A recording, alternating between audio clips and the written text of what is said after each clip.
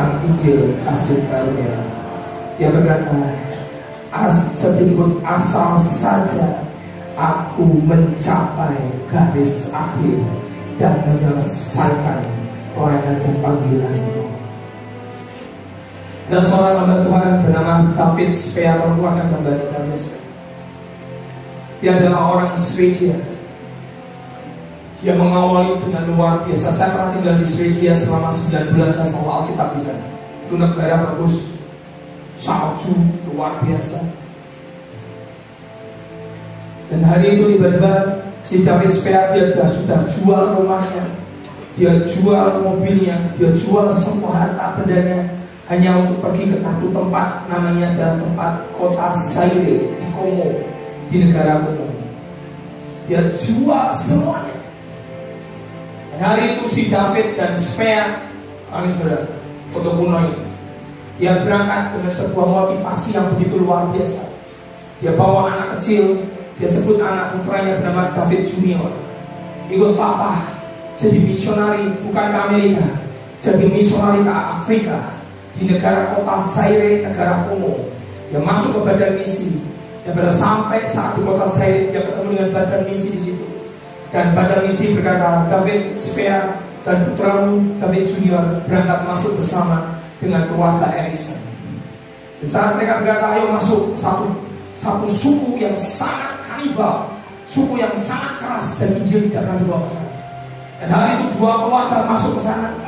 Begitu dia masuk ke daerah tempat itu, tiba-tiba di daerah seperti itu, tiba-tiba David Svea tidak diizinkan karena kepala suku berkata tidak boleh orang kulit putih masuk ke daerah ini, nanti dewa kami marah. Jadi hari itu akhirnya dua keluarga bernama keluarga Erikson dan keluarga David memutuskan untuk bangun sebuah gubuk yang seperti itu di depan namanya tanah yang tidak boleh diinjak, supaya sewaktu-waktu dia bisa masuk ke dalam dan dia bisa menginjil ke daerah suku pedalaman itu. Tapi dia sudah bangun di situ, dia tinggal dengan istrinya, dengan putranya bernama David Junior. Dan sampai terus kemudian dia coba hari pertama tidak bisa masuk, karena mereka berkata orang kulit putih tidak boleh masuk ke daerah kami, nanti dewa kami marah. Seminggu dilalui, tetap bermotivasi. 2 minggu, 3 minggu, 1 bulan dia tidak bisa bawa Injil masuk ke dalam daerah itu. Sampai 2 bulan, 3 bulan, 4 bulan, 5 bulan dia tidak bisa bawa Injil ke sana. Dan dia tetap berkata, sekali Tuhan panggil aku sudah tinggalkan semua, negaraku yang nyaman, rumahku yang mewah, mobilku yang berharga, sudah aku jual semua. Tuhan tidak pernah memanggil aku hanya untuk mengawali. Tiba-tiba setelah 6 bulan kemudian keluarga Erikson berkata kepada keluarga David, kami memutuskan kembali kepada misi.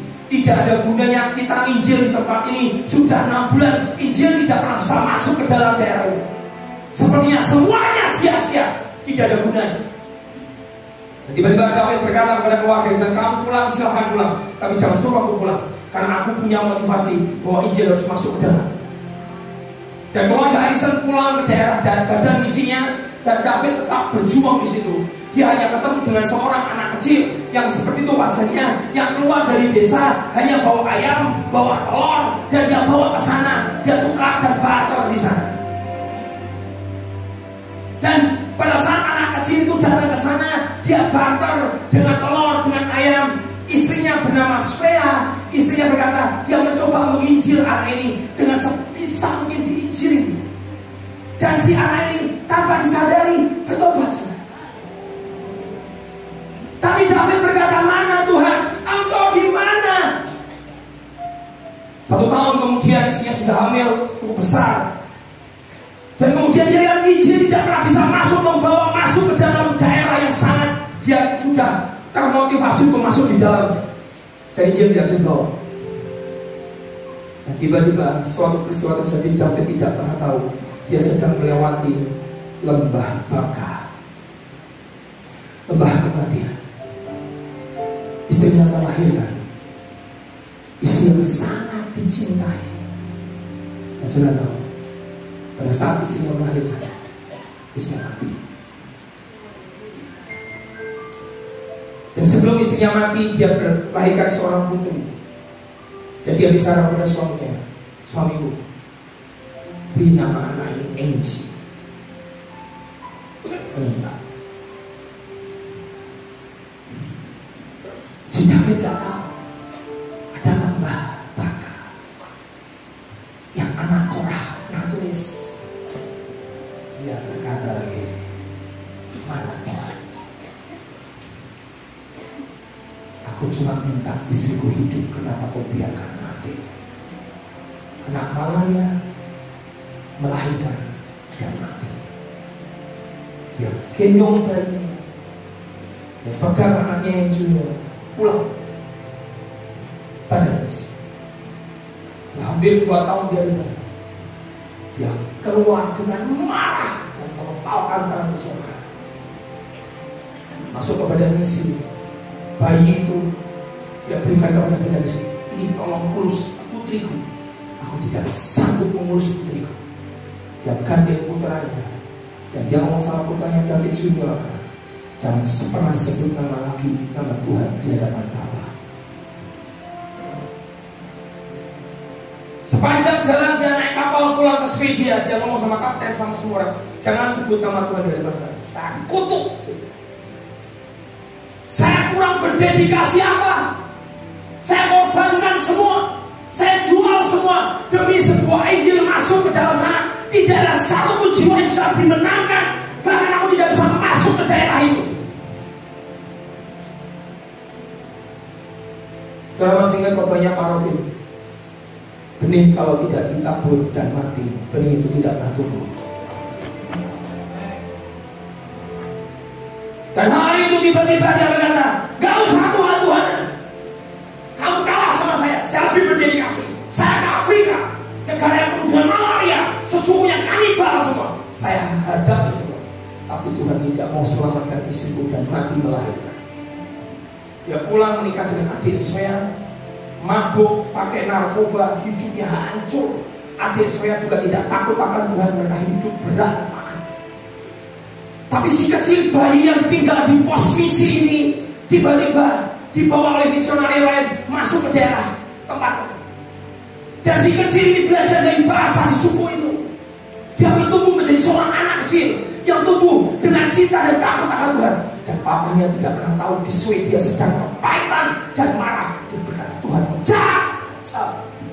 Si kecil dia bertumbuh jadi dewasa di daerah Afrika. Pada saat usia 5 tahun, 6 tahun, 7 tahun kemudian, si misi yang pernah bawa masuk ke dalam, dia pulang, tugasnya sudah selesai, dia pulang ke Amerika. Si kecil Angie dibawa pulang ke Amerika. Dan Angie bertumbuh dewasa. Dan sampai usia dewasa, dia menikah dengan suaminya sudah. Angie House. Dia menikah dengan seorang kepala daripada sekolah Alkitab. Dan hari itu dia menikah. Dan pada saat itu si Angie menerima sebuah buletin. Dan di buletin itu dia berkata, ada satu David, Svea, dan Flat. Ditulis seperti ini. Mata uang Kongo. Dan itu wajah mamahnya. Ini wajah mamaku. Itu batu nisannya. Dan itulah negara yang papa mamaku pernah masuk. Dia kaget. Loh, ini kan orang tuaku. Di bagian misi berkata, si bagian sekolah kita berkata, kamu diberi tiket gratis dengan suamimu bisa berangkat ke Swedia untuk temui papamu. Dia bahagia sekali berkata pada suamiku, ayo cari papaku di Swedia. Aku ingin ketemu dengan papa. Ada satu buletin menulis batu nisan, yaitu mamaku yang ditanam di daerah Afrika dan sampai hari ini masih ada di sana. Dia terbang, saudara, semua dalam rancangan Tuhan, semua dalam kontrol Tuhan. Kalau engkau tahu Dia yang pegang kendali, kalau engkau tahu Dia sutradaranya, jangan engkau hakimi Tuhan terlalu awal. Dia terbang, saudara, dan pesawatnya tidak langsung mendarat ke Swedia. Dia mendarat di London, di kota, di stasiun, di terminal pesawat bernama Heathrow. Dia mendarat ke sana. Dia stay 1 malam di sana, di London. Dan hari itu si Angie keluar dari kamar hotelnya bersama suaminya. Dia berjalan, tiba-tiba dia lewati sebuah lapangan gelanggang olahraga sepak bola. Dengar suara anak sedang teriak-teriak dalam bahasa Inggris. Dia nakar-nakar dan jumlahnya penuh luar biasa. Tiba-tiba pada saat Angie mulai masuk, dia mulai mencoba lihat ke dalam. Dia lihat siapa yang khotbah. Aku nggak kenal. Siapa anak itu dia nggak kenal. Tiba-tiba anak yang sedang khotbah, dia orang Afrika, kalau mengeluarkan gambar Jimmy dari itu. Dia keluar, dia berkata ini, dia ucapkan satu kata, aku adalah benih yang pernah ditabur oleh David dan Sweam di kota Zaire di negara Kongo. Aku bertobat karena aku adalah anak kecil yang membawa telur, yang membawa ayam, yang bertobat. Dan kemudian dia berkata seperti ini, dalam ministriku hari ini, dia berkata, aku sudah menangkan 116.000 orang Afrika, 116.000 dibaptis bertobat dalam pelayananku. Aku bangun banyak, aku bangun 1.000 badan hospisi di seluruh Afrika. Aku bangun rumah sakit, aku bangun sekolah, aku bangun panti jompo dan panti asuhan. Di shock. Setelah ibadah dia lari. Cik, kamu tahu siapa aku? Aku adalah Eci yang ditinggal di Afrika. Nangis, aku cari kamu. Aku bertahun-tahun cari kamu. Aku ingin ketemu ayahmu. Gara-gara seorang anak kecil yang tidak pernah dianggap, anak kecil yang cuma bawa telur, bawa ayam, hanya memberikan ke papamu dan mamimu mempertobatkan aku. Hari 110.000 Afrika dimenangkan. Beritahu papamu, nangis ya kalau aku akan jumpai papamu. Ya, kamu mau kemana? Aku mau ke Sweden mencari papamu. Saudara, mereka berpisah. Besok paginya dia terbang ke Sweden. Dia masuk satu apartemen. Dia lihat seorang anak laki yang cukup sudah umur di atasnya Angie. Bau alkohol, rokok di mana-mana. Kamu siapa? David, kakak Angie. Itu papa di dalam. Mana papa? Dia masuk ke dalam ruangan. Dia lihat seorang bapak tua, bawa wajah marah. Dia datang mengatakan, papa, ini Angie, anak yang kau tinggal di Afrika. Dan papanya kami sekarang tidak mau melihara kamu.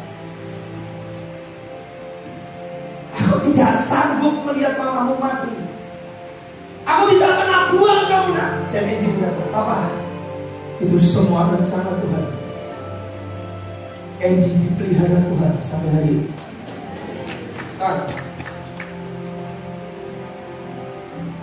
Tuhan jangan sebut Tuhan di depan papa. Tuhan jahat kejam, dia bunuh mamamu. Papa, Tuhan tidak pernah salah dan selalu Tuhan tidak pernah gagal. Kenapa kamu berkata itu? Aku ketemu papa dengan anak kecil bawa telur dan ayam masuk ke tenda kita. Dia namanya Jim Ruhita Nagor. Siapa dia? Dia jadi penginjil besar di Afrika dan dia menangkan 110.000 orang. Dia bangun 1.000 pos misi, dia bangun rumah sakit, dia panti asuhan. Tuhan tidak pernah gagal. Dia menghela nafasnya. Si David tertunduk berlutut, Tuhan ampuni aku. Aku terlalu awal menghakimi engkau. Aku berpikir tidak ada kabar baik masuk. Ternyata aku tidak pernah tahu satu jiwa. Siapa suruh David menangkan ribuan jiwa? Kau memang dia panggilnya cuma satu anak kecil. Kau yang di gunung, kau yang di lembah. Mungkin kau gak pernah jemaat ribuan. Tapi kau tidak pernah tahu Jin Rene kita sedang lahir di sana. Billy Graham pernah ditanya sama orang, siapa orang yang memberikan dampak paling besar dalam dirimu? Billy Graham, penginjil internasional, bahkan Indonesia pernah mencekal dia. Siapa orang yang paling memberikan dampak terbesar dalam hidupmu? Dan Billy Graham berkata, ada satu guru sekolah minggu yang bisa membuat aku bertobat. Dan hari ini guru itu yang membuat aku menjadi besar. Kau tidak pernah tahu siapa yang kau didik. Kau tidak pernah tahu siapa yang kau benih. Kau tidak pernah tahu benih itu harus mati terlebih dahulu, harus ditabur, dan benih itu akan tumbuh menjadi buah yang sangat besar. Kenapa? Saya tidak pernah bisa lakukan apa yang saudara lakukan. Kau yang di gunung, kau yang di lembah, lagi sedang menghadapi apapun juga, ingat, kau tidak pernah dipanggil untuk mengawali. Engkau tidak pernah dipanggil untuk mengawali. Dalam bahaya sedang melewati, saya katakan, sampai masa putihan berubah, ya Tuhan akan menggendong kamu. Kau dipanggil untuk mengakhiri dengan kuat bersama dengan Tuhan. Ayat terakhir. Dan sini kita ketemu dengan Angie. Dia berdiri di depan makam mamanya. Kemudian dia ucapkan satu ayat. Dan ayat ini saya mau bacakan buat saudara-saudara. Tolong beri sama-sama Yohanes 12:24. Yesus. Beri sama-sama Yohanes 12:24.